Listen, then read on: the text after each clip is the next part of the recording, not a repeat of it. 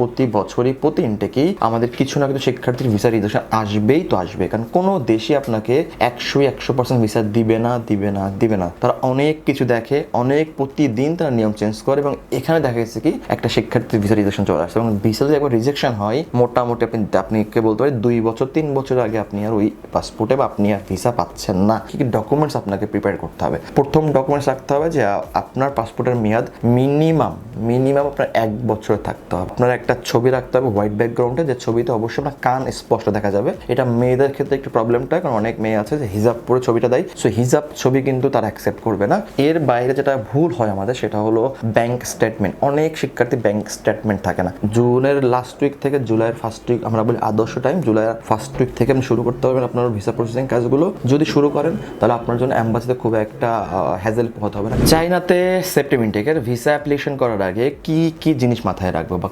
কোন জিনিস আমি রেডি করে দেন ভিসা অ্যাপ্লাইতে যাব। আমরা অথবা অনেক শিক্ষার্থী আছি যারা নিজেরা কাজ করি বা প্রপার গাইডেন্সটা আমরা পাই না যে ভিসাটা কিভাবে কাজ করছে। চাইনাতে আসলে একটা মিথ চলে মার্কেটে, সেটা হলো ভিসা 100%। ব্যাপারটা একদমই এমন না। যারা আমরা বাল্ক নাম্বার শিক্ষার্থী নিয়ে কাজ করি তারা জানি যে প্রতি বছরই প্রতি ইনটেকেই আমাদের কিছু না কিছু শিক্ষার্থীর ভিসা রিজেকশন আসবেই তো আসবে, কারণ কোনো দেশই আপনাকে 100% ভিসা দিবে না। আর চাইনাও আগে একটা নিয়ম ছিল ভিসা দিত, এখন আসলে সেই দিনটা নাই। এখন তারা অনেক কিছু দেখে, অনেক প্রতিদিন তারা নিয়ম চেঞ্জ করে, এবং এখানে দেখা গেছে কি একটা শিক্ষার্থীর ভিসা রিজেকশন চলে আসছে, এবং ভিসা যদি একবার রিজেকশন হয় মোটামুটি আপনি বলতে পারেন 2 বছর 3 বছর আগে আপনি আর ওই পাসপোর্টে বা আপনি আর ভিসা পাচ্ছেন না। তার মানে ভিসা কিন্তু অনেক বড় একটা কিন্তু আপনার কিন্তু সাকসেস। সো এটার জন্য অবশ্যই আপনাকে প্রিপারেশন নিতে হবে। তো এখানেই কিন্তু ভুলটা হয়, কি মিস্টেক আমরা করে থাকি, বা আমরা যদি বলি কি ডকুমেন্টস আপনাকে প্রিপেয়ার করতে হবে। প্রথম ডকুমেন্টস রাখতে হবে যে আপনার পাসপোর্টের মেয়াদ মিনিমাম আপনার 1 বছর থাকতে হবে। লাইক আপনি যে পাসপোর্ট দিয়ে ভিসা অ্যাপ্লিকেশন করবেন ওটার মেয়াদ থাকতে মিনিমাম 1 বছর। আপনার একটা ছবি রাখতে হবে হোয়াইট ব্যাকগ্রাউন্ডে, যে ছবিতে অবশ্যই আপনার কান স্পষ্ট দেখা যাবে। এটা মেয়েদের ক্ষেত্রে একটু প্রবলেমটা, কারণ অনেক মেয়ে আছে যে হিজাব পরে ছবিটা দেয়, সো হিজাব ছবি কিন্তু তারা অ্যাকসেপ্ট করবে না। অবশ্যই কান স্পষ্ট দেখাতে হবে, এটা একটা কান এবং চুলটা আপনাকে দেখাতে হবে স্পষ্ট। সো এটা দুটো ব্যাপার। এর বাইরে যেটা ভুল হয় আমাদের সেটা হলো ব্যাংক স্টেটমেন্ট। অনেক শিক্ষার্থী ব্যাংক স্টেটমেন্ট থাকে না। আসলে চাইনাতে নিজের স্টেটমেন্ট না থাকলেও চলবে, আপনাকে দেখাতে হবে আপনার বাবা মা বা ব্লাড কানেক্টেড এমন কোন আত্মীয় যার একটা ব্যাংক স্টেটমেন্ট শো করবেন, এবং সাথে ব্যাংক সলভেন্ট সার্টিফিকেট। এখন প্রশ্ন আসতে পারে কত টাকা লাগতে পারে, কারণ শুধু দেখালাম অ্যাকাউন্ট আর হলো না। আপনাকে মিনিমাম ব্যালেন্স রাখতে হবে 3,20,000 টাকা, 3,20,000 টাকা, এবং আপনাকে লাস্ট 6 মান্থের লেনদেন রাখতে হবে। অনেক শিক্ষার্থী আছে টাকা নাই, অ্যাকাউন্ট আছে, অ্যাকাউন্টের টাকা আছে, আসলে আপনাকে প্রিপেয়ার করতে হবে যে আপনি কার অ্যাকাউন্টটা আপনি ইউজ করবেন। আপনি যদি চান আপনারটা করতে, দেখবেন 6 মান্থ ম্যাচিউর হয়েছে কিনা অ্যাকাউন্টে। এমন যেন না হয় আপনি আজকে অ্যাকাউন্ট খুলে কালকে আপনি ভিসা অ্যাপ্লাই করতে পারেন, ওই অ্যাকাউন্ট দিয়ে কিন্তু ভিসা অ্যাপ্লাই করা সম্ভব না। অবশ্যই অ্যাকাউন্টের বয়স মিনিমাম 6 মান্থ প্লাস থাকতে হবে।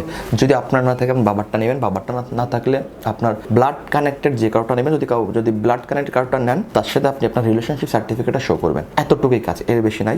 সলভেন্সি অন্য কান্ট্রিতে যেমন আপনার হচ্ছে ট্রেড লাইসেন্স লাগে, অন্য কান্ট্রিতে যেমন আপনার হচ্ছে বিভিন্ন রকম ডকুমেন্টস লাগে, প্রুফ অফ ফান্ড, এটা ওটা, লয়ার সার্টিফিকেট। চাইনাতে এইগুলো কিছুই লাগে না, শুধুমাত্র ব্যাংক স্টেটমেন্ট সলভেন্সি লাগে। সো প্রথমে বললাম পাসপোর্ট, ছবি, এরপর ব্যাংক। এরপর যে পার্টটা আপনার জন্য মেইন ফোকাস করতে হবে যে আপনি যে অ্যাকাউন্ট শো করছেন ওটা কি কারেন্ট অ্যাকাউন্ট নাকি সেভিংস অ্যাকাউন্ট। সেভিংস অ্যাকাউন্ট মানে ব্যক্তিগত অ্যাকাউন্ট, কারেন্ট অ্যাকাউন্ট মানে company account. Current account show যদি করেন তাহলে অবশ্যই আপনার ট্রেড লাইসেন্সের ইংলিশ কপি আপনাকে দেখাতে হবে, ইংলিশ ট্রেড লাইসেন্স। যদি ইংলিশ না থাকে একটা লয়ারকে ধরে আপনি 200 টাকা খরচ করে এটা আপনাকে তারা ইংলিশ বানাই দিবে বা করে দিবে।